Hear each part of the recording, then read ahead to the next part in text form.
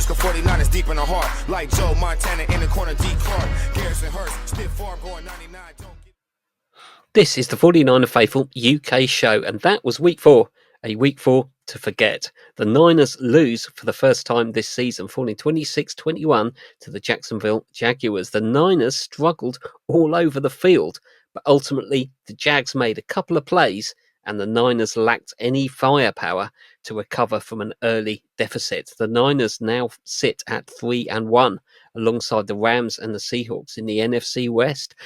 Therapy starts here. I'm Gareth Ellis, and I'm joined by Lee Gowland. That's right. Come to me first when we get beat. Not when we win. Come to me first when we get beat. Presidential. How are we doing, guys? And Nadgy Karar. Hello, everyone. Good to see you, boys. No victory Monday this week. No. I mean, disappointed, but perhaps on a level of 1 to 10, what's your panic level at? 8. Oh. 8? Oh, yeah. I was going to say about the game, Nadgy. Oh, about the game itself, Yeah. minus 15. It was horrible to watch. About the season, I'm probably about 8.5. It's fine. Yeah. AFC, it's fine. Whatever. I'm going to go with Nadgy. I'm the same. After witnessing what we saw last night, my confidence in this season has plummeted. And I know we've got a load of players out who are going to come back, but we haven't got a load of players out on defense that's going to come back. We've got a load of players on offense that's going to come back. And we'll get into why defense is such an issue, even though the defense did play a reasonable game last night. Agreed. A good game. I think I'm probably about somewhere around you. I think this has been coming, hasn't it? We've ridden our luck through 3 wins. And we've said, well, those games could have gone the other way. This one definitely went the other way. It did, yeah. So let's see how they even out. What do you guys want to talk about? Nadgy, I'll go to you first then. I've chosen a really pessimist point and a pretty decent point, like a positive point, I guess, trying to spin some good positive vibes about what happened yesterday. But we have to talk about Trent Williams, unfortunately. I think it needs to be said and noted and analyzed, I think. And I forgot my second point on. You're going to tell me. Winners. Winners. We talked about that last Maybe. week. And we can talk about it because despite how bad it was, we could have won that game. Almost. And I think it's worth noting. Lee? Yeah, so I mean, I think the first point is going to be the obvious point, which is ball security. For a game where we looked pretty much disjointed for the vast majority of the game, we were still in it at the end, and it's ball security that beat us. You can't turn the ball over 4 times and expect to win football games. So ball security is one, and it pains me to say that we're going back to something as basic as that. But I don't think it's just as simple as ball security for any one individual. I think it's the way the team are playing. And the next one is under pressure or not so much under pressure. And this is all about the defensive line and what we can call a historic game for the defensive line. In more ways than one. I've simply got no time and nowhere to run. I think we'll cover that. And I have decided to pick some silver linings towards the end because the season isn't over. It's only week 4. So let's see what we can take positive out of the game. It's not losing, it's how you react to losing. So we weren't going to go unbeaten. We've got to lose 1 game, haven't we? At least for our season predictions to come true, because I don't think any of us said 20-0. So, just look at it that way. I'm really glad you said that, Gareth. Really? So just before the season started, I don't know if it was NFL UK or somebody tweeted out and said, how's your team going to do? And I did my normal yearly thing, 20-0, baby. This morning, Classic. That reply was retweeted. It was reposted by a Philadelphia Eagles fan.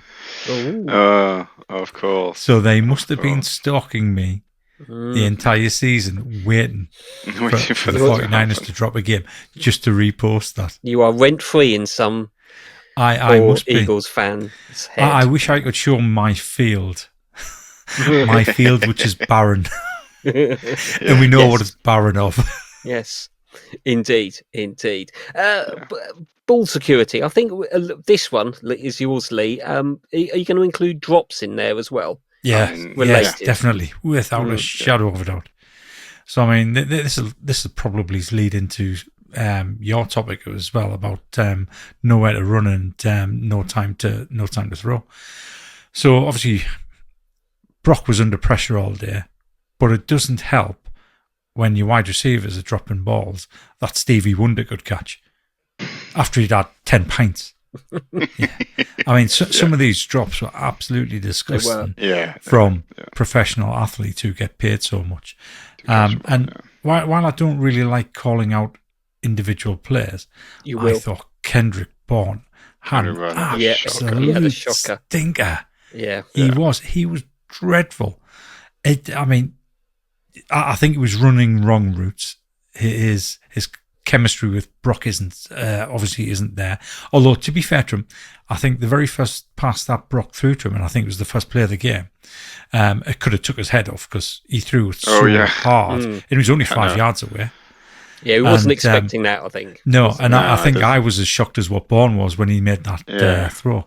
But outside that, Brock was having an okay game.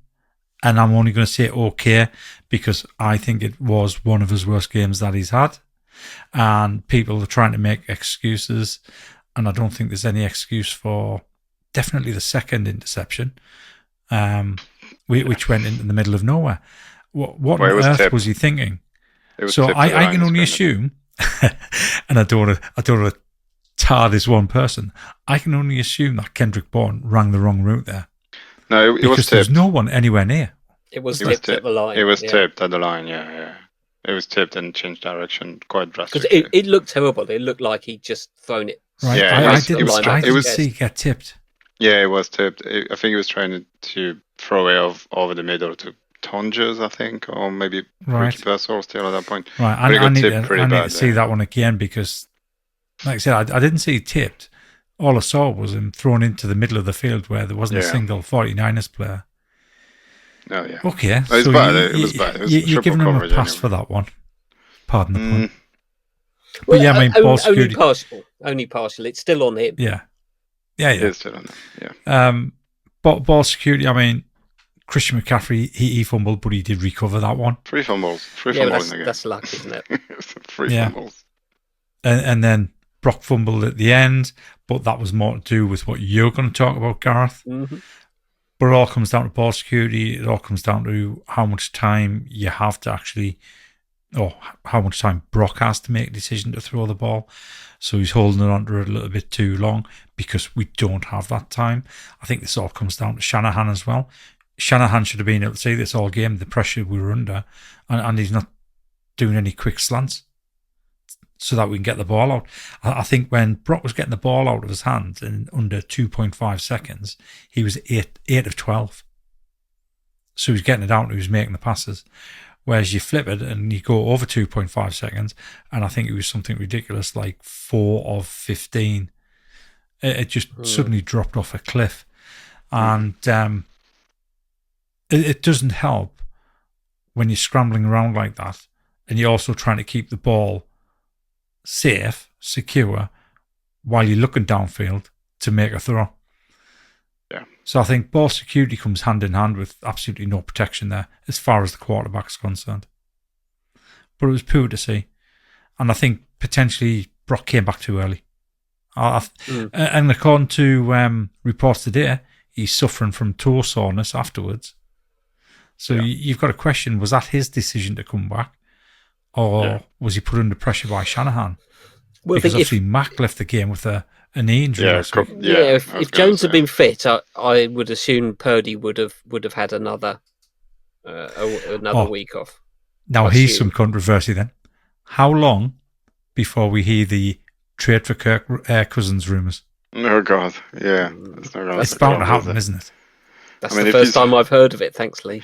But if he's hurt, it's not a bad shout, is it? What can you add on ball security? Yeah, there's a lot to unpack here. 3 fumbles in a game, 6 drop passes. Very hard to win football game when you're that sloppy and that bad at just playing football. That's just what football 101. Don't put the ball on the floor. But on top of that, it's just even the McCaffrey one was the fumble. He just got lucky though. Bounce his way, I guess. But the Luke Farrell one is just criminal. Like it's a big completion, it's gaining momentum. I think we're 7-0 down at that point or something like that. It's just you just can't do it. You just can't cough the Good ball up defensive like play, this. though. Yeah, Punching the ball out. absolutely. But it's not like this is new. People know somebody's gonna come from behind and try and punch the ball. Just Well, you have it's to new be to aware him. I of think that. that's only his 3rd or 4th catch in his career, isn't it?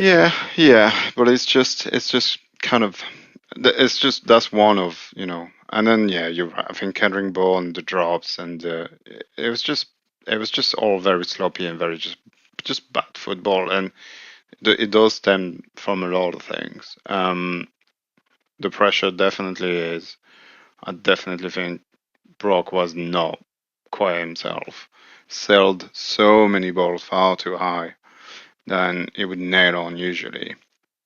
I can think of a couple to JJ and one to Tunges that was just almost uncatchable, and then the pass to McCaffrey isn't where it needs to be. The one that gets picked and bobbles and get picked. It's just yeah, it was just all sloppy all around, and the drop and the fumbles is just kind of like the cherry on top of bad football that you don't want to see. It just makes winning games extremely hard. But I agree with you. I think Brock was not fit. I don't think he should have played, but I think he played because Mac wasn't ready either. And So here's a with question for you, Nadgy. Yep. The high balls, and I think everybody noticed that pretty much all the balls he threw were high. Is that symptomatic of the toe injury? Is he releasing the ball too early because of the pain he's going through with his foot? Yeah. And basically hoping to get the ball out of his hands and get off that foot. Yeah, just if you can't plant your foot and get that rotating motion started properly, then you overcompensate with your arm, and then throwing the ball just with your arm without torque, without turning your body, it just makes it sail. That's what it's a rotation, not a throw really, a quarterback throw. It's all from the hip, and if you can't do that properly, you have to overcompensate with your upper body, and that you usually And tend is to. there a risk that that'll impact future games if he continues to play while injured with that? Yeah, I think so. It's not something you can really coach out of him as well. Like it's pain, isn't it? So it's split second brain decision to do things, and he'll just do what his muscle tell him to do. Throwing the ball for him is not. He doesn't think about it at this point. He's been doing it for so long, and then the body response to the pain is overcompensating, but it's not a conscious decision. So yeah, if he's not fit, this is going to carry on. Absolutely, it's going to be very difficult to take that out of his game until he gets fit. Which is why I say he shouldn't play if he's not fit.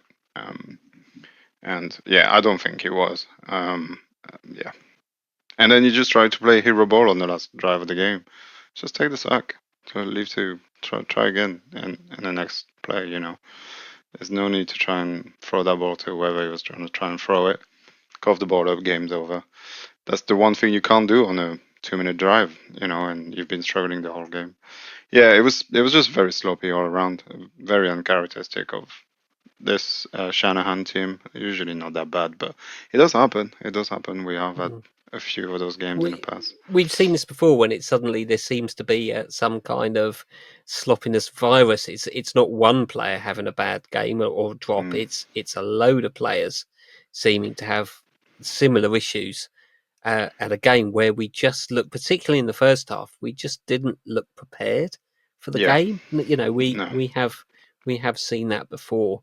I think there are a whole load of interrelated things that we are going to talk about. No time and nowhere to run. I was trying to distill it down, and I think it just really starts with our inability to run the ball, and that's where the problem is coming from. It's putting us into longer yardage downs, which means more passing downs. I think Lee covered it. I think Shanahan or whoever is calling the plays now is not able to dial up those quick rhythm passes that we used to do, that Jimmy G used to excel at when the offense was purring along. Dare I say it? We don't seem to have those out, and we're asking Brock Purdy to hold the ball for a bit longer to let the plays develop. I don't think the receivers are getting open, and he's not getting the protection. And it's a whole culmination of little things that mean things like Purdy is having to let the ball go that half second too early, or he can't quite step up, whether that's the injury or just the pressure. And that all ends up with passes sailing a few yards. And it's not much, but a few yards is the difference between right on the numbers and a terrible interception. And I think we're seeing all of this come from the root cause that the offense just cannot move the ball. We're under 3.3 yards a carry, I think, for the season after 4 games, and no rushing touchdown. You've got to look at the O-line, because I don't think McCaffrey is a bad running back as it goes. I think Robinson is sort of feeling his way into the team, but we've got some firepower there. Does this tie perhaps into yours as well, Nadgy? Trent Williams, who doesn't seem to be quite up to speed yet. I think it does. I think that's actually where it starts from. I think we are seeing probably the last season of Trent Williams, and I don't think it's going to be a good one. I just don't think he's got it anymore. He's very, very poor. He might. If Brendel wasn't on the field, I think he'd actually be our worst lineman, which is crazy to think when we're talking about Silverback. But he's just not good. Brendel was on the field. Yeah, unfortunately, Brendel is on the field. But yeah, it's crazy. Whether it's been pass pro or in run blocking, he's just not there.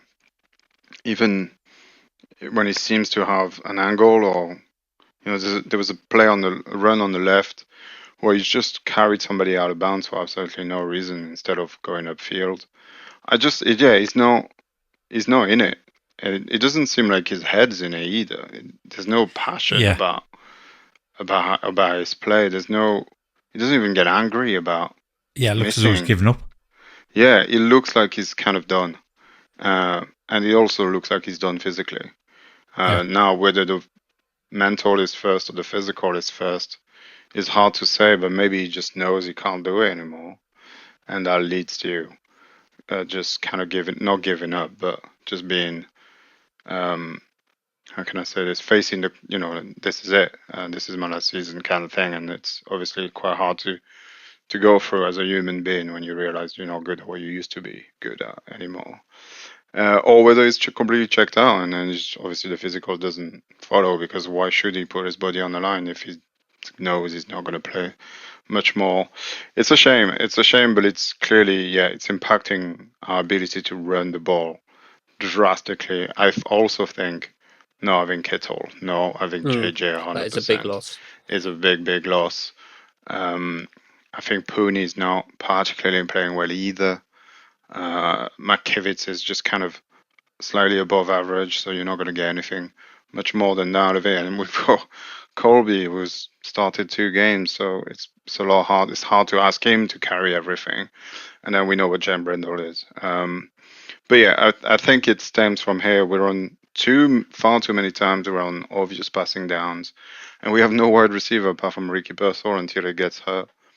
And we have no wide receiver, basically just JJ, and he gets hurt. DeMarcus Robinson, clearly not up to speed either. I thought he had one good catch, but far too quiet for somebody that we were counting on making an impact. But yeah, we're just, it's first down, and everybody knows we're passing the ball because we can't run. And then when we need to run, it's obvious, and people stack the box, and we go nowhere. It's frustrating. It's very frustrating, because it shouldn't be like this. That's not what the Shanahan offense is supposed to be like. It's supposed to be clever, and it's supposed to be. People have seen the Shanahan offense for many years, and have worked out, I think, how to stop it. And maybe we've been able to overcome that with players of the caliber of Trent Williams and George Kittle. It's like you might know what we're doing, but you've still got to go and stop it happening. And they haven't been able to do that. And I think this season it's shown that people are able to do that, because I don't think or were they stealing signals? Well, yeah, well, there we are. That's a whole other conversation. Yeah, there's also credit where credit is due. I think Jacksonville defense played an absolute blinder. Yeah. They were amazing. Yeah, it might turn out that they turn out to be one of the best defense in the league, but when it's all said and done, with the turnovers, they got what 10, 11 so far. 11. Yeah, 11 in the first 4 games. Yeah, that's a crazy number. They were top 10 defense, so far. So credit where credit is due. They played, we played the top 10 defense with a bunch of backups. So, take the silver lining wherever you don't like to say I told you so, the preview. Yeah, sure, yeah.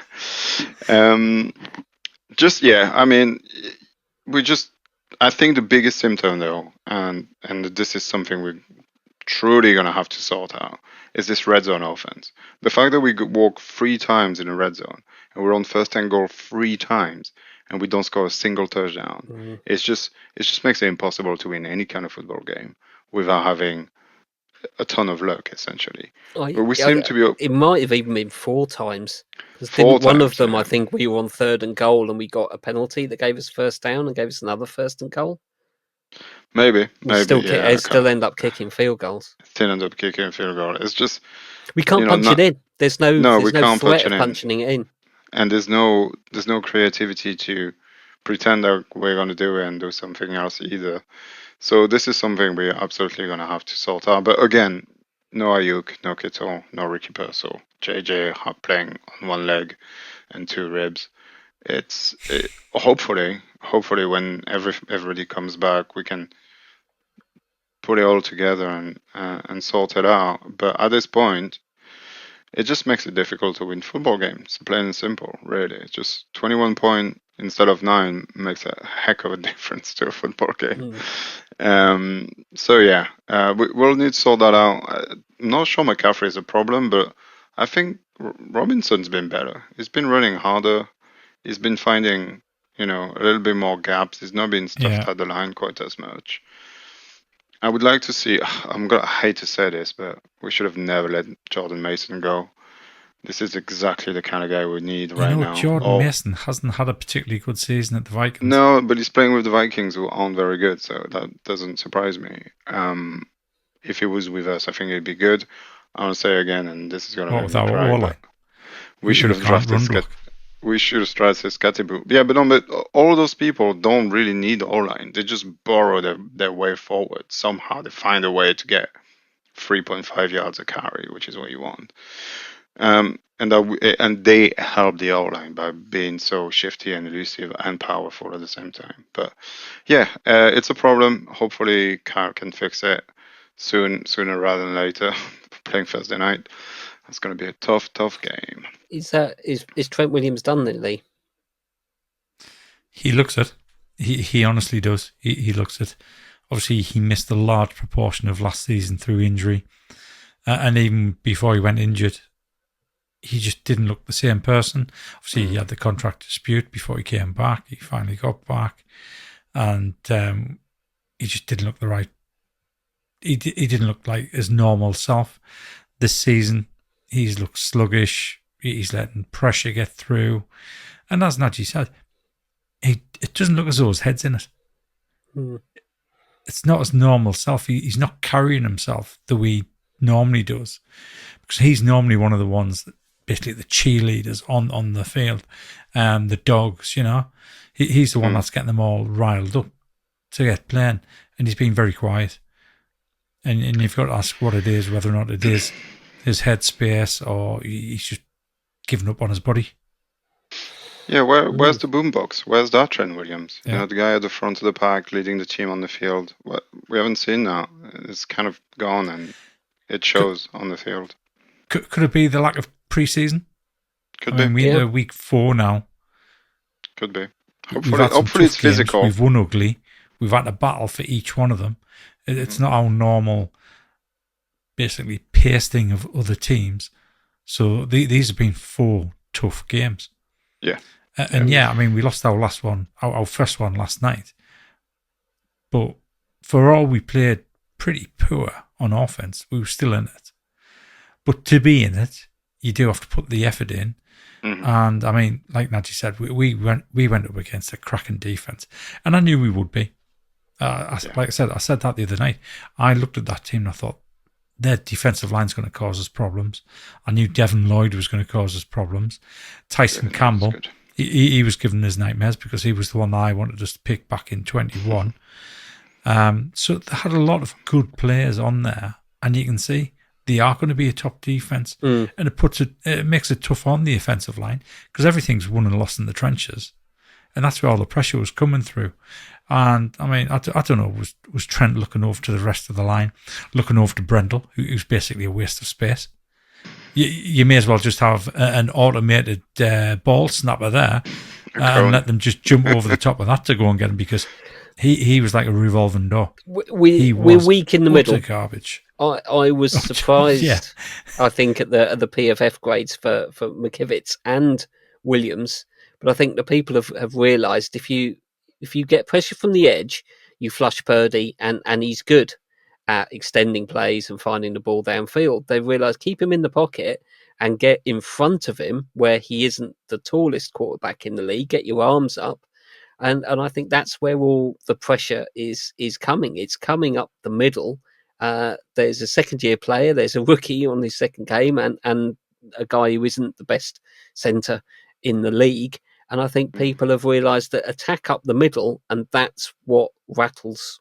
Not rattle, but that's what really throws Purdy off. And I think part of the sailing is him trying to compensate for the fact that he frequently has had those balls batted down at the line of scrimmage, with the ball trying to go over that middle part where defensive linemen are getting their arms up in the air. And I think that is part of the sailing as well. He's thinking, right, I've just got to put a little bit more air on this one, make sure I get it over the defensive line. And that's I think defensive coordinators are forcing him into that because they know that's where they can force him into an error. Trenches, Lee, this is your other side, not under pressure for Mr. Lawrence. Yeah, exactly, not under pressure. So this is the first game since 2015 where we've had 0 sacks and 0 hits in a game.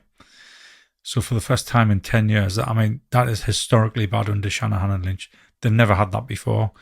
Again, mentioned this on Saturday morning or Friday night, can't remember when we did the podcast, to basically say the telling stat will be the cornerbacks. Well, the telling stat was definitely not the cornerbacks last night. It was the defensive line. And we did miss Nick Bosa. We missed him big style.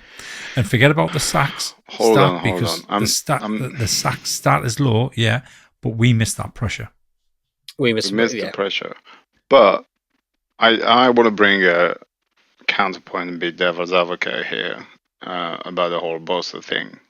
It definitely looks like we missed him, but I am pretty sure it wouldn't have changed a thing had he been in. Clearly, the game plan that the Jags had was to try and get rid of the ball as fast as possible and off the line of scrimmage, exactly like we used to do to the Rams when they had Aaron Donald. Just, against a good D-line, that's what you got to do. Throw into the blitz, what Lawrence did plenty of time and was very good at it. And throw just out route and in route underneath. We were playing zone, very soft zone, because that's what we do. We don't really allow the big play. And we'll get on to the Travis Etienne touchdown later, I'm sure. But they just took advantage. Saleh got outscaled in the first half. Completely outscaled, outmatched. He just didn't have an answer for what the Jags were doing. And they did it really well. But Lawrence threw for 5.6 yards per attempt. That's not a lot of yards, as a passing down. And they only threw for 179 yards in the end. It wasn't like they destroyed us on offense. And I'm not sure having a pass rush would have changed anything to that. Could have a couple of plays here and there. But I think they got rid of the ball so fast. He just didn't hold on to it at all. So, and this is me being devil's advocate. Don't take this. I agree. I They're think coming Bosa, for you on Discord, Nadgy. again, yeah, I'm gonna upset people again. Apparently, is what I do. But I think we missed him definitely. Playmaking ability, his run blocking, his run pursuit was definitely missed. But I'm not sure it would have changed all that much had we had him and had we had more pressure, because they were geared to counter that very well, and they did it really well. I think we rushed for a lot. I think we were leaving a little bit more back, as you said, in the coverage. We did miss Ronaldo Green. We had Daryl Luter, probably his first start, not his first game. But I think that was probably his first start. And we know that Upton Stout has been picked on. So I think part of that soft coverage is not exposing those guys. It's keep the offensive, keep the wide receivers in front of you, and force the quarterback to make an accurate throw, force the receiver to make a catch, and then you stop him getting any more yards. So I can see the personnel potentially coming into Salah's thinking when he thought, actually, I just want to make sure those guys just don't get burnt. And we don't give up the big play. I think we do challenge the offense to constantly execute, but without the pass rush, I think it was just too easy for Trevor Lawrence to be highly accurate and quite a diverse sort of offensive passing game where he always seemed to be able to find somebody who was open. And I think we didn't make the game difficult enough for him at any point. True. Either on the back end or with the rush. I think missing Ronaldo Green was huge, a lot bigger than missing Bosa, I think. He's just kind of a shutdown corner, trying to turn into a shutdown corner. That would have helped a lot. I think Ryan Thomas Jr. had a good game. And Demo was just not good enough yesterday for somebody that we've paid, admittedly not all that much money, but has a new contract. Yeah, I don't know. It wasn't good enough, especially in the first half. T. Winters was basically non-existent. And then when that happens, and it's completely natural for your defense to not be, the number one defense all the time. It showed, and because the offense couldn't do anything, it became a problem. It would have been fine if we just moved the ball fine and stayed toe to toe with them on offense, and we kind of were. The game was tied pretty much throughout. So yeah, it was just, I think a lot happened that went the Jags' way and that didn't go our way, and we weren't good enough on top of that, and that's what ended up being the game it was. But if you squint hard enough, and a couple of things go our way, like the Upton Stout interception that got called back by an absolutely ridiculous call. We don't talk about the refs on this show because they're humans and they make mistakes like us. But they had a shocker yesterday. It wasn't good at all. But like if this goes our way, who knows what happens? Because it's a huge play. It's a huge turnover. What happened to the ability to challenge defensive pass interference? I think it was a hold. That's why. I don't think it passed. I don't think they're allowed to. No, I think it was pass interference. I think it was pass interference. Yeah, I know they talked about it, but I don't think you can do it. I could have sworn we had a season where you could challenge that. Yeah, I think you could do it last year, and I think they took it away because it was ridiculous. You mentioned it being historically badly with the lack of sacks. Did you also pick up on that's 10 games in a row now without us having an interception? And I think that is also that's NFL historically bad. That's right. We can't seem to get those takeaways. We're so close. And, it is a luck. I mean, Warner could have had two. Yeah, Stouts, I thought that was a clean and a perfect jump in the route. Yeah. So it's. I mean, a lot of things didn't go away, did they? We've ridden our luck for 3 games, and I think we had all of the opposite side of that leveled out in one game with referees and bounce of the ball. Yeah, that's definitely a good way to. Yeah. I mean, those fumbles could have easily bounced back into our hands, but they didn't. That's a good way of putting it. We did get lucky so far, and we won yesterday, and that's a 5-6 point difference basically, which makes you lose the game. I think we covered everything. I think we have winners. Was your last point, Nadgy? Yeah, let's try and be positive because that's what we do on the show. Come on, Lee, you can do it. I believe in you. No, You can do it. absolutely So nothing you can do positive. it. Can do it. You can do it. A lot of positive text on this game, I think. Winners, yes. We lost by 5 points after turning the ball over 4 times and being almost non-existent on offense. Ultimately, the difference was the punt return TD. Yeah. Take that one play away and we've won. Yeah, or just one of the fumbles. For however playing that badly and even with the 4 turnovers. They scored, correct me if I'm wrong, but they scored 21 points off our turnover. Take one away and we win the game. So I still think this team they hung in there. We were there until that very last fumble by Purdy. If we march downfield, we score a touchdown, we win the game. So it was there, and the Jags did help us. I think their O-line needs looking out. There's so many penalties, it's ridiculous. They helped us on that department, being a bit sloppy. But I don't think, apart from Trent Williams, anyone quit. Anyone was still fighting all the way to the end. Brock maybe a little bit too much, which is what led to the interception and the fumbles. But there was still the desire, and Fred leading the charge in that department was still, even on the kneel down, was trying to punch the ball out of Trevor's hand, try and get a fumble, get something happen, because that's what the kind of game it was. But yeah, if we go back to the game against the Cardinals, and we'll talk about how this team's got this aura of winning about them, and still finding a way of winning. We could have easily found a way to win that game yesterday. Unfortunately, it wasn't to be too many mistakes and all that, but it's there. You can see it still. And as I said earlier, I think you can squint not too hard and see that game, despite going completely awry for us, could have been won. And I think, you talked about the Chief being a team that does that. Just find a way to hang around, and maybe just 1 or 2 drives will go your way, or you get a pick six, or you get something to happen and you just win a game out of nowhere. And this mentality, this way of playing football, helps you in big games. It helps you in when it's tight at the end in the playoffs, when it matters the most. Because that's not something you can teach. That's something that you have, and that's embedded in your culture. So it's there, and we've got some dogs. Ricky Purcell is amazing. He's that one-handed incredible. Catch deserved such good hands. Yeah, that was brilliant. Such good hands. It's crazy. And dare I say it, when Ayuk comes back. I do have a positive. Go on. At least we're not the 1 and 3 Ravens. Yeah. Yeah, exactly. I knew you could do it. We easily could be. I think they would drop them like flies.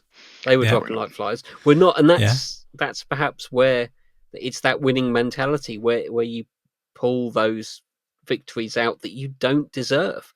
Because even right at the end of the game, we could have snatched that, and again be saying, "Look, we're 4-0, and we've won another one we don't deserve." But that's what good teams do: play badly and somehow pull out a win. And we were still there. We were still there with the chance to win the game. Unfortunately, when it's this season, when it's been down to our offense to go out and win the game, they haven't been able to do so. When we've asked our defense to go out and win the game, they have, because the defense held the Jags to a field goal in that second half. Because obviously their other points came from the one punt return, and even when they went for 2, they didn't get it. So I thought the defense played badly in the second quarter. And I think there was a little bit of showing the rookies that are on the defensive line and in the secondary. But I thought our second half, they held us in the game long enough for the offense to get going, which it did briefly. I thought that is the silver lining. We actually looked a bit more like ourselves for a couple of those drives, a couple of those touchdowns. We looked a little bit more like ourselves, but it was too little and too late and couldn't be sustained. Though I do think obviously Purcell and JJ going out during the game did not help. No, definitely not. Yeah, and again, we've got some absolutely loving what Upton Stout is doing. Really, Marquise Siegel, I thought had a good game. He really started making a couple of plays. Yeah, same. There was one I saw. I think the tackle or the guard had come out to block him and had him dead to rights, and he just managed to shed that block straight away and went straight for the ball carrier. Took him out of bounds. I thought that was a good move. He showed a little bit of class there. So there is optimism. There is some optimism. And again, no Kittle, no Mustafa, no Ayuk. Brock clearly not 100%. No Bosa. No Bosa. We're missing so much, and we are going to get better. We still have a lot of rookies learning the game. Do you think we are going to make a move? I don't think anything drastic, but do you think we may part with a couple of late round picks or so to bring somebody in centre or the middle of the offensive line, perhaps? I think I'm not sure it'll be on the O line. We seem to. It never is. Shanahan's just got his aversion to unless it's the O line. He's not going that way, is he? He's not going to go that way. It wouldn't surprise me if we trade for D tackle or D end. But only if the price is right. I think John Lynch said they're not afraid to pull the trigger if they have to. But it'll have to be Bradley Chubb. He's in his last year of his contract. That the Dolphins are already cooked. True. I don't think we're in an all-in year though. We are in a reset year, and I don't know that we'd make that sort of move. But Lynch has surprised me before. Yeah, exactly. Yeah. So if we did make the move, would bringing in one player, let's say Bradley Chubb. If we brought in Bradley Chubb, do you think that makes us good enough to win the Super Bowl? I think it helps. Depth I think it makes us is better. Good. It makes us better for sure. Right. That's a cop-out answer. Do we win? Do we win the Super Bowl if we bring in Bradley Chubb? Right now, I think we look like a borderline playoff wildcard team. That's how we look. I don't think adding one player is going to suddenly make us the sort of team that you're going to guarantee is going to win a playoff game. Which position would we get best value for money from? If we were to make a trade, let's call it a blockbuster trade. If we make a blockbuster trade, which position do we need to it's got to be the change? End. I don't Center. see. Center, but that's not really blockbuster, no matter how you look at it, right? Yeah. It's got to be the end. Bring one of the big name, bring some attention back to that side, so Huff and Michael Williams can be one-on-one. I think that could help. See if Myles Garrett. Okay, so let's develop this question a little bit. So, what if we took Bradley Chubb, and I think we can get him reasonably cheaply. It's in his last year, and like I said, the Dolphins are cooked. We've got that relationship there. As long as McDaniel doesn't get sacked this week, well, no, we could potentially have the pants down on a Bradley Chubb trade with a low rounder. How about if we got Bradley Chubb and we managed to find ourselves a centre as well? Would adding a centre and Bradley Chubb significantly increase our chances of winning the Super Bowl at home in Levi's? I haven't seen enough of our offense operating at a level needed to win playoff games. I think that's systemic more than the one or two players we might indicate on the offensive line in particular who aren't up to scratch. I think it's difficult to see without Kittle back, without Purdy being properly fit. 100%, yeah. It is difficult to evaluate, but right now, I don't think we look like a wild card place would be lucky, particularly in our division. I think the Rams and the Seahawks have looked better as the season has gone on, and we've stuttered, and finally the luck didn't go away in our game, and we've had a bad loss. But it was a game we were still in, and it's a game that suddenly a couple of those drops. Couple of those tip passes end up on the ground and not in somebody else's defensive player's hands. It's a different game, isn't it? But that's the NFL. That's it in a nutshell. No Lux. It is. No turnovers, no pass rush. The But Giants there won. we are. You know. Your player watch. Do you want to mention anything quickly? Yeah. I thought you died. Up and stout. He should have had an interception. You should have. That was a great play. That was a great And play. it was a disgraceful great play. officiating decision. It was pretty bad. It was pretty bad. It was pulled on him somewhat a little soft, bit. let's say But that. very soft. Oh, it's Very soft. incredibly soft. Incredible. Outside that, he did quite well. So he was targeted 3 times in coverage, only allowed 8 yards. It's pretty good. He looked a lot better. Yes, he got done for being a little bit handsy, but to be honest, it was incredibly soft. It's like he'd hardly tapped him on the back, and they called that for a hold. They said he pulled his shirt. He never pulled his shirt. I've watched that over and over again. It was basically a pat on the back. Yeah. Tonjes, mixed game. TD, Yeah. as we called. One. The TD was amazing. Definitely reminded us of George a little bit. Not quite as bumbly, but he's good. He's clutch, isn't he? He's kind of Dwaley 2.0. You can kind of always count on him. Bit of a scare early on in the game. Looked like he was going to be out for a bit. Came back though, so that's all good. Otherwise, I would have. There was definitely a hair of a curse of me picking players and them never playing ever again. Happy. I really like his development. He seems to have good chemistry with Brock.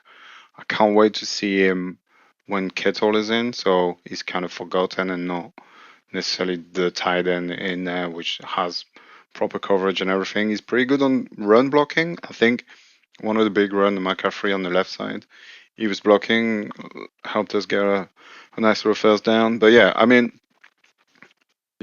with the guy. Just realized he played at Cal, so he's a local guy, which might explain why he's having a bit of a better time than when he was in Chicago.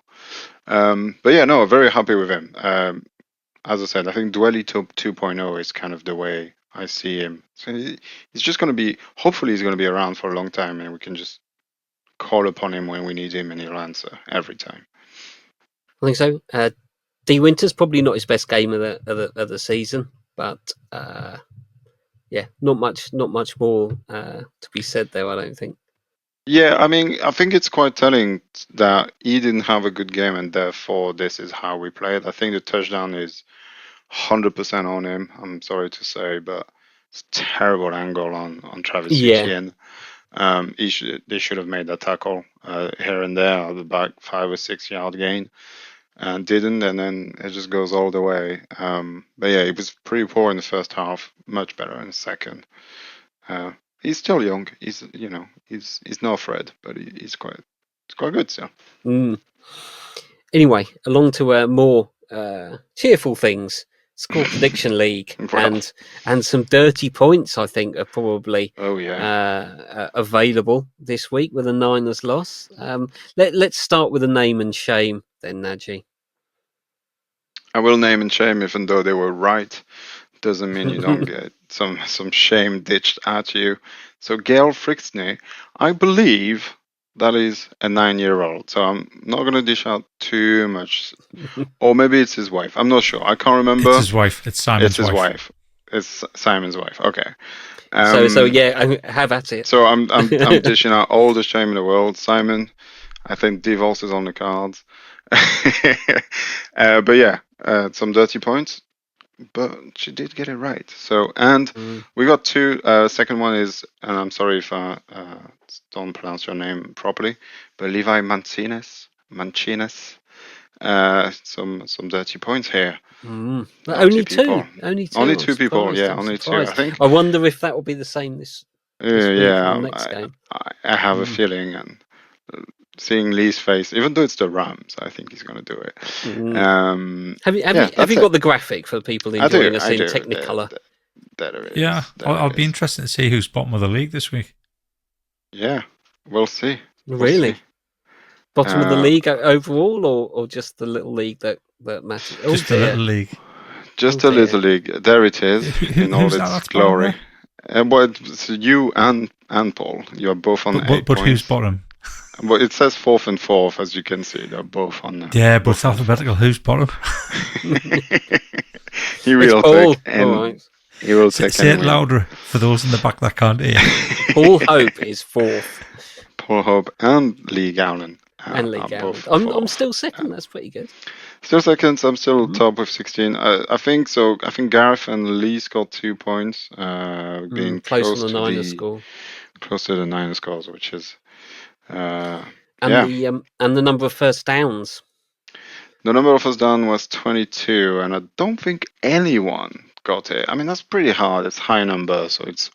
We must have high. had a lot of people in around it, though. Surely. Yeah. I'm not going to go through the entire list because we do have the list is fairly long. The amount of people that play. Kev can tell you on the Discord if anybody's actually scored points. I'm going to do it. It's here. 22. Oh, there's a few 22. Graham Ray, Ian Jono, Jamie Holstead, 22. Lloyd Evans, 22. Well done, people. How many points do you get for the bonus? Rob Molnar. 3, I think. You get 3 points if you nail that. Yeah. 3 points. Rob Molnar, and that's it. So quite a few people. Yeah, that is quite a few people. Well Mind you, there's done. 65 playing the game, isn't there? Yeah. There's about 65 people playing the game. So yeah, thank you for playing, everyone. If you're new to this, it's still time. You know, I've lost my crown in the overall standing. I'm now second with 16 points. Yeah, somebody's got 17. I should really look it up because I should tell them. It's Graham Ray, who nailed the first down and helped him surpass me with 17 points. So it's only 17. You know, you got one good week and you're right back in it. 15 points you can score on a very, very good week. So yeah, join us, play prediction. We'll see what next week's bonus, hopefully soon, because we're playing Thursday night. No pressure, Kev. But yeah, there we go. Not much to say. Very low scoring week.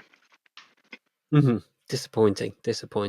Any announcements or anything we can say before we're going to wrap this up, Lee? Unfortunately, not. Yeah. Which is incredibly frustrating, to be honest.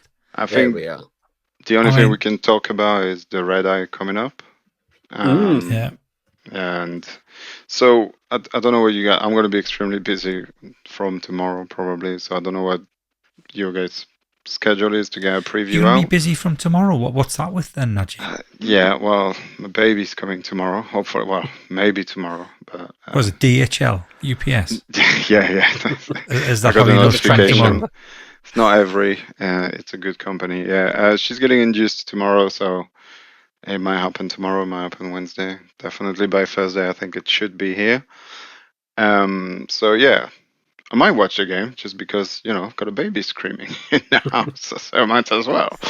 But yeah, Thursday night, red eye, first one of the season, after dark, straight away off the kickoff. Even though I was this week kind of lenient. Join us on Discord. How was Discord? How was the morale of Discord? I think it was pretty good. I think there was. We've told people, and it's been going on around for long enough that the positivity vibe is always there, and people are having a good time and having a laugh. People are more frustrated and disappointed than angry, which I think is, to me, the right thing to do. Anger doesn't really achieve much. Disappointment doesn't either, but that's controllable. But anyway, no, I think it was pretty good. It was a good laugh. It was good to share the disappointment and the hope, because we still had hope for a long time. It was good. It was a good game, Fred. So yeah, join us for the next one. I think this one will be a bit more quiet, being this late. Good luck to you and your wife tomorrow. Hope everything goes well. All the best. And if you end up having a son, Kirk is a nice name. I believe we're going to be hearing that name quite often in the next few weeks. Yeah, we are. Yes, we are. McCorkle Coar. There we go. We could have an entire Discord thread of name suggestions for the young. Please. That's not a bad idea. Send them to me. Monsieur or Madame. That's a good idea. Fantastic. I think let's wrap that up. Let's get that flushed. Hope you found that therapeutic. This is our public service we use for the 49er Faithful UK. When you are feeling bad about a game, come and listen to the podcast, and hopefully we will try and cheer you up, as we do try and make a little bit of a positive spin where we can. But I think we've had a pretty honest assessment of, at the moment, we're not looking like a particularly good team, particularly on one side of the ball. And I think you can't always rely on the other side of the ball to dig you out, as we have. But let's see where week 5 takes us, which is the short week. It's the Rams on Thursday Night Football. So hopefully we will be back fairly soon to give you a preview of what that's going to be like. Or certainly me, Lee, and maybe Paul will be. And Nadgy is excused for obvious reasons. Good to see you, gents. Thanks to everyone who listens and watches the show. Like and subscribe and do all that stuff. And we will join you again soon. Go Niners! Go Niners! Bang, bang, Niner gang. We love the San Francisco 49ers deep in the heart. Like Joe Montana in the corner, D. Clark. Gareth and Hurst, stiff farm going 99.